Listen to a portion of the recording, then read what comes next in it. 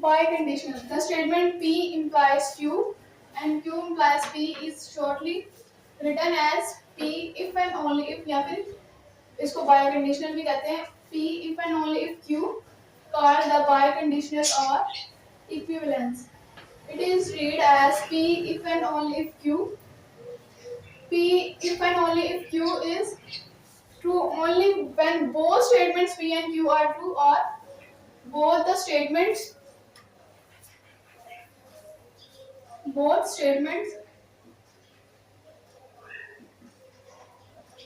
P and Q और false. इसका answer तब ही ट्रू आएगा जब या तो दोनों स्टेटमेंट्स ट्रू हो या दोनों स्टेटमेंट्स फॉल्स हो. अब यहाँ पे दो स्टेटमेंट्स है तो इनकी पॉसिबिलिटीज होंगी या तो दोनों ट्रू होगी या पहली ट्रू दूसरी फॉल्स, या पहली फॉल्स दूसरी ट्रू होगी, या दोनों फॉल्स होंगी. अब इसके दो तरीके हैं बाय कंडीशनल फाइंड करने के, P if and only Q find करने के लिए. या तो हम ये वाली कंडीशन यूज कर लें कि अगर दोनों वैल्यूज ट्रू होंगी तो तब इसका आंसर ट्रू आएगा, यानी पी और क्यू दोनों ट्रू होंगी तो तब इसका आंसर ट्रू आएगा. या पी और क्यू दोनों फॉल्स होंगी तब इसका आंसर ट्रू आएगा.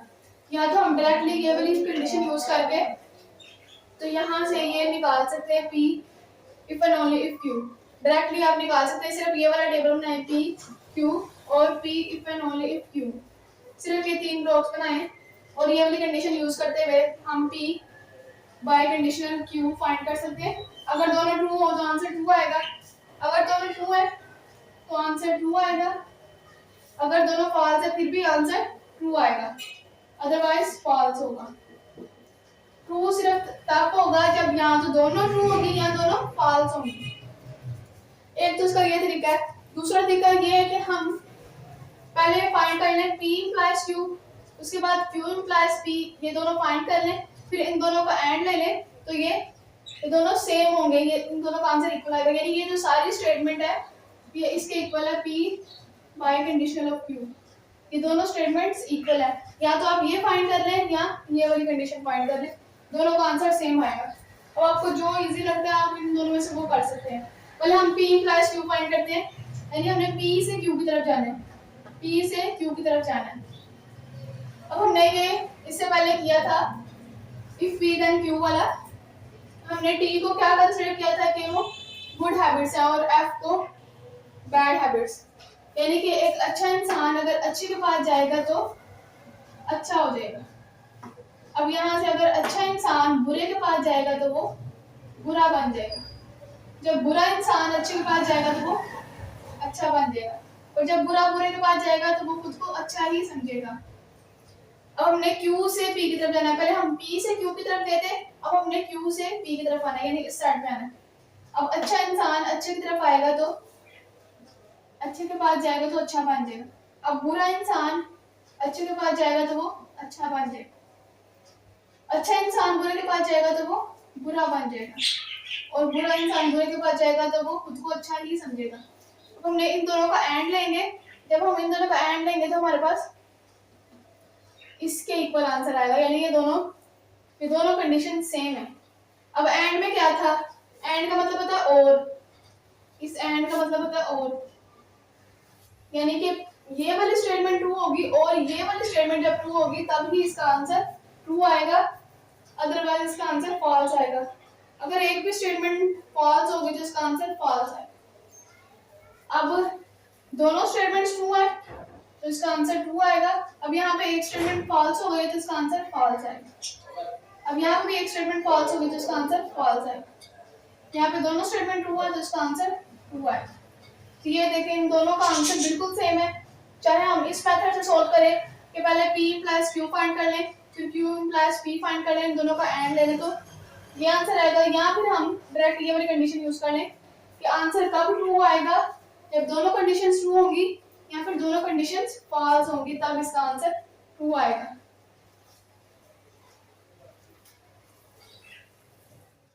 Mathematical proof. In mathematics proof provide evidence that a statement is correct. Mathematics में हमें कोई ना कोई प्रूफ देना होता है किसी स्टेटमेंट को सही साबित करने के लिए. डिमॉन्स्ट्रेटिंग अ लॉजिकल सीक्वेंस, जो कि एक लॉजिकल सीक्वेंस को जाहिर करता हो. Sequence of steps that lead to the final conclusion, फिर ही हम किसी फाइनल कंक्लूजन पर पहुंचते हैं। अब बुक में एक एग्जाम्पल दी हुई है। एक बच्चा होता है जिसका नाम फयाज होता है। वो स्कूल से एक दिन ना ट्रैफिक की वजह से लेट आता है। तो उसके फादर जो थे वो समझते हैं कि यार ये स्कूल ही नहीं गया। तो वो अपने बेटे से पूछते हैं कि बेटा क्या तुम आज स्कूल नहीं गए? तो वो बेटा कहता है कि नहीं। तो उसके फादर समझते हैं कि वो आज स्कूल नहीं गया, तो ऐसे ही घूम फिर के ना घर आ गया। तो वो अपने बेटे को कहते हैं कि क्या तुम आज स्कूल नहीं गए? तो बेटा कहता है कि नहीं, मैं आज स्कूल गया था। लेकिन उसके फादर को उसकी बात का यकीन नहीं आता। तो वो कहते हैं कि साबित करो कि तुम आज स्कूल गए थे, इस बात को साबित करो। तो वो बेटा कहता है कि आप मेरे दोस्त से पूछ लें, क्योंकि मैं उसके साथ स्कूल गया था, तो आप मेरे दोस्त से पूछ लें, वो आपको बता देगा कि मैं भी स्कूल गया था। लेकिन उसके फादर को शक होता है कि क्या पता इसने अपने दोस्त को भी अपने साथ मिला लिया हो। तो इसलिए फिर अब जो फयाज है उसको कोई प्रूफ देना होगा। उसको अपनी बात को सच साबित करने के लिए कोई ना कोई प्रूफ देना होगा। जैसे कि उसको अपनी अटेंडेंस शो करवानी होगी कि आज वो स्कूल गया था, तो उसकी अटेंडेंस मार्क हुई होगी, तो उसको अपनी अटेंडेंस शो करवानी होगी। या फिर कोई फुटेज वगैरह दिखानी होगी, स्कूल में जो कैमरेज वगैरह लगे हैं उनकी फुटेज दिखानी पड़ेगी कि वो वाकई स्कूल गया था। यानी कि उसको अपनी बात को सच साबित करने के लिए कोई ना कोई प्रूफ देना पड़ेगा। इसी तरह यहाँ पे मैथमेटिकल प्रूफ में क्या है, in mathematics proofs provide evidence that a statement is correct. जो प्रूफ होते हैं वो हमें बताते हैं, वो हमें ये एविडेंस यानी कि हमें सबूत वगैरह देते हैं कि कोई भी स्टेटमेंट ट्रू है। Demonstrating a logical sequence of step, जो कि लॉजिकल सीक्वेंस ऑफ स्टेप्स को जाहिर करता है, that leads to the final conclusion. फिर ही हम किसी फाइनल कंक्लूजन पे पहुंचते हैं। अब जैसे कि वो जो बच्चा है वो अपने बाप को अपनी अटेंडेंस दिखा दे और फुटेज भी दिखा दे फॉर एग्जांपल, तो फिर ही हम किसी फाइनल कंक्लूजन पे यानी उसके जो फादर है फिर फाइनल कंक्लूजन पे पहुंचेंगे कि हाँ वाकई ये स्कूल गया था। तो इसी तरह यहाँ पे हमें मैथमेटिक्स में किसी भी प्रूफ को, किसी भी स्टेटमेंट को सही साबित करने के लिए हमें कोई ना कोई प्रूफ देना पड़ता है। उसके बाद थ्योरम क्या होता है? A theorem is a mathematical statement that has been proved based on previously known fact. For example, sum of interior angle of the triangle is 180. Theorem एक ऐसी मैथमेटिकल स्टेटमेंट होती है जिसको साबित करने के लिए हमें पिछले जो हमारे रिजल्ट्स होते हैं उनको हम यूज करते हैं। A theorem is a mathematical statement. Theorem एक ऐसी मैथमेटिकल स्टेटमेंट होती है that has been proved true, जिसको हम सही साबित करने के लिए क्या करते हैं, based on previously known facts. जो पहले से हमने रिजल्ट पढ़े होते हैं उनको हम यूज करते हैं। For example, the sum of the interior angle of the triangle is 180 degree. अब इस थ्योरम को प्रूव करना है कि जो ट्रायंगल होती है उसके जो इंटीरियर एंगल्स यानी जो अंदर वाले एंगल्स होते हैं इनका सम 180 के इक्वल होता है। अब हमने इस थ्योरम को प्रूव करना है, तो इसको प्रूव करने के लिए हम प्रीवियस रिजल्ट यूज करेंगे, यानी इससे पहले जो हमने रिजल्ट पढ़े वो रिजल्ट यूज करेंगे। जैसे कि फॉर एग्जांपल यहाँ पे हम एक स्ट्रेट लाइन ड्रॉ करेंगे और हमने पहले पढ़ा हुआ है कि यहाँ से यहाँ तक का जो एंगल होता है वो 180 डिग्री होता है। एक ये रिजल्ट यूज करेंगे। उसके बाद दूसरा रिजल्ट क्या होता है कि अगर दो स्ट्रेट लाइंस, दो पैरेलल लाइंस हो और उनको एक स्ट्रेट लाइन कट करें तो उनके ऑल्टरनेट एंगल्स यानी ये दोनों वाले एंगल इक्वल होते हैं और ये दोनों एंगल्स इक्वल होते हैं। तो हम इस तरह रिजल्ट यूज करते हुए इस थ्योरम को प्रूव करेंगे कि ट्रायंगल के इंटीरियर एंगल जो होते हैं वो 180 होते हैं। तो थ्योरम क्या होता है कि ऐसी मैथमेटिकल स्टेटमेंट जिसको साबित करने के लिए हमें पुराने रिजल्ट या पिछले रिजल्ट को इस्तेमाल करना पड़े वो थ्योरम होता है। Conjecture, a mathematical statement or hypothesis that is believed to be true based on observation but has not yet been proved. In mathematics, conjecture often serve as a hypothesis, and if a conjecture is proved to be true, it becomes a theorem. Conversely, if evidence is found that disprove it, the conjecture is shown to be false. एक हमारे पास कोई mathematical statement है या hypothesis है जिसको हमने सही साबित करना है।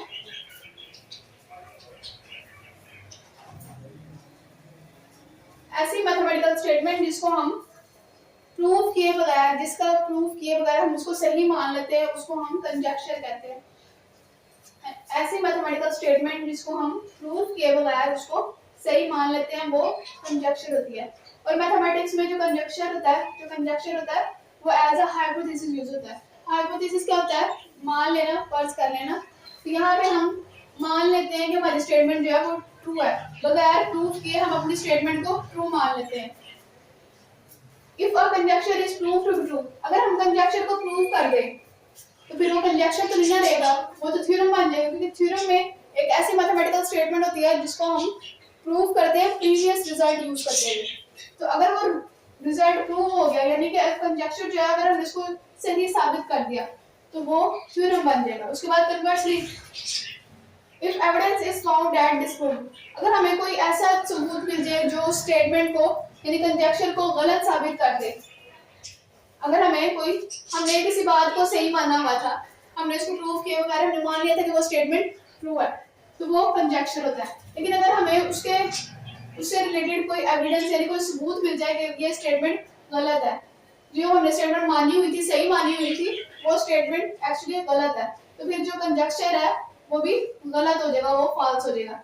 फॉर एग्जांपल हमारे पास एक एग्जांपल है every even integer greater than 2, कि हर जो इवन इंटीजर है, इवन नंबर जो है जो 2 से बड़ा होता है, वो क्या होता है? Is the sum of two prime number, उसको हम दो प्राइम नंबर के सम में लिख सकते हैं।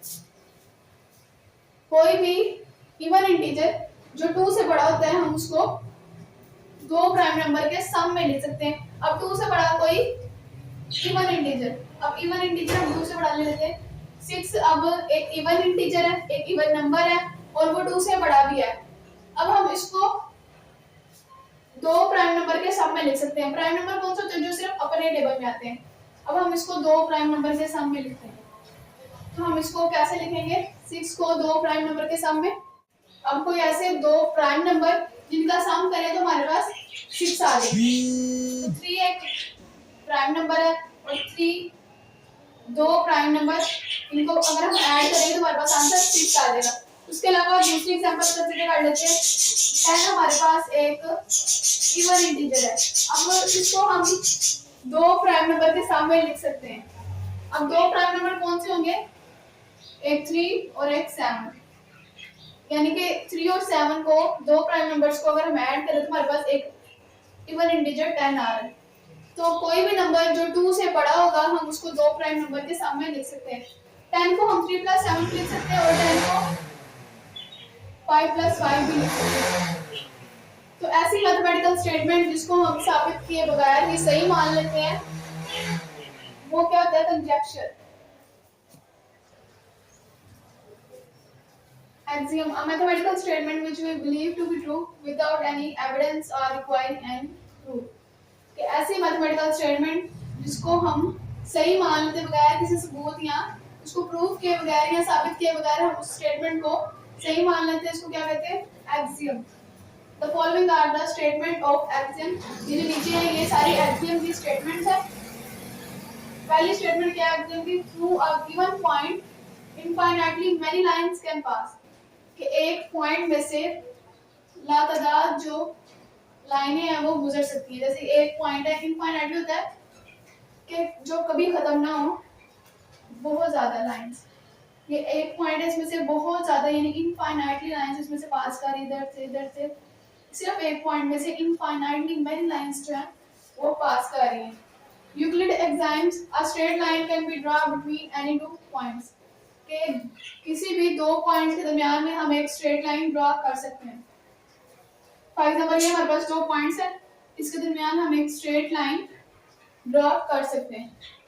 We know axiom every natural number has a successor which is also a natural number, कि जो हर नेचुरल नंबर होता है उसका एक सक्सेसर जरूर होता है, जो कि वो भी एक नेचुरल नंबर ही होता है।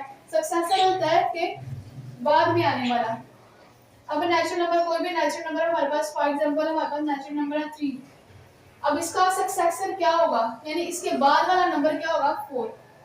और ये अब नंबर 3 एक नेचुरल नंबर है, इससे बाद में आने वाला नंबर जो 4 है वो भी एक नेचुरल नंबर है। अब अगर हम कोई और नंबर कंसीडर करना है 9, इसका सक्सेसर क्या होगा 10। 9 एक नेचुरल नंबर था, उसका सक्सेसर भी एक नेचुरल नंबर है। तो ऐसे मैथमेटिकल स्टेटमेंट जिसको हम साबित किए बगैर या उसके कोई सबूत लिए बगैर ही हम उसको सही मान लेते हैं, तो उसको कहते हैं एक्सियम।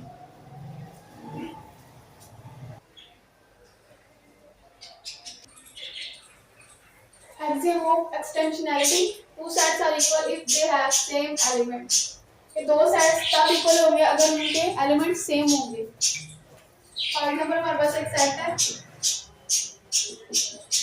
इसके एलिमेंट्स है 1 2 और 3, और एक सेट है हमारे पास B, इसके भी एलिमेंट्स है 1 2 3। तो इन दोनों सेट को हम तभी इक्वल कहेंगे अगर इनके एलिमेंट सेम होंगे। इसका भी एलिमेंट 1, इसका भी एलिमेंट 1 है, इसका 2, इसका भी 2, इसका 3 और इसका भी 3।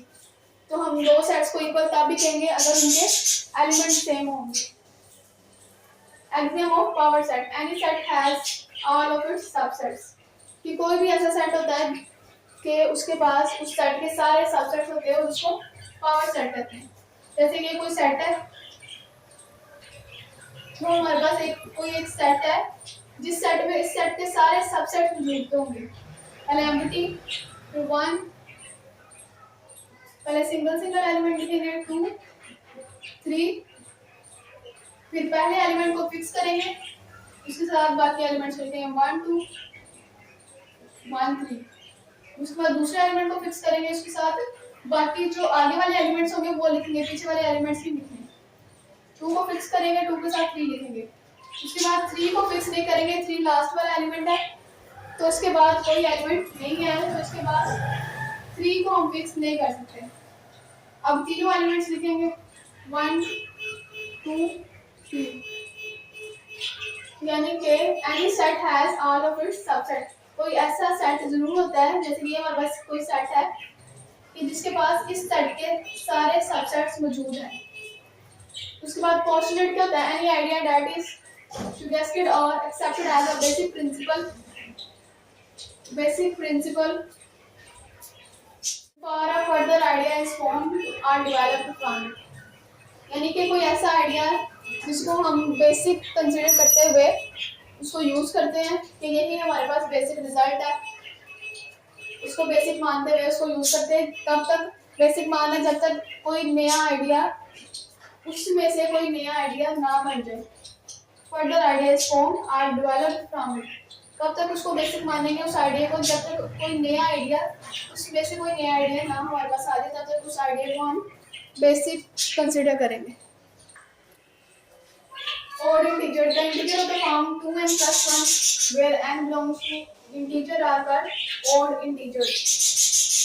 ये हमारे पास क्या है? Set of integers. Set of integers कौन से होते हैं? 0 plus minus 1 plus minus 2 plus minus 3 up to so on. यानी कि सारे पॉजिटिव नंबर्स भी होते हैं, नेगेटिव नंबर भी और जीरो भी शामिल होता है सेट ऑफ इंटीजर्स में। और इस फॉर्म के जो इंटीजर्स होते हैं वो सारे ऑड इंटीजर्स होते हैं। यहाँ पे n जो है वो सेट ऑफ इंटीजर से बिलोंग करता है। अगर 2n प्लस 1 हो, हम यहाँ पे n की जगह पे 0 पुट करें, 2 n की जगह पे 0 प्लस 1, 2 को 0 से मल्टीप्लाई करेंगे, 0 plus 1 0 plus 1 is equal to 1। तो ये 1 क्या है हमारे पास? 1 एक ऑड नंबर है। उसके बाद अगर हम कोई और नंबर ले लें, यहाँ से अगर हम 5 ले लें, n की जगह पे 5 पुट करें, 2 5 10 प्लस 1, 10 प्लस 1 11, तो 11 भी एक ऑड नंबर है।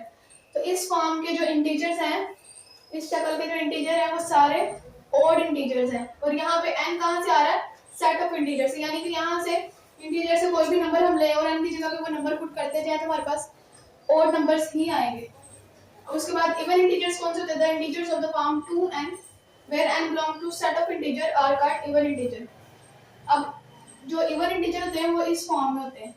अब n की जगह पे हम सेट ऑफ इंटीजर्स में से कोई भी नंबर पुट कर सकते हैं। अगर हम n की जगह पे 8 पुट करें, 2 और n की जगह पे 8, 2 8 द 16, तो 16 एक इवन नंबर है, एक इवन इंटीजर है।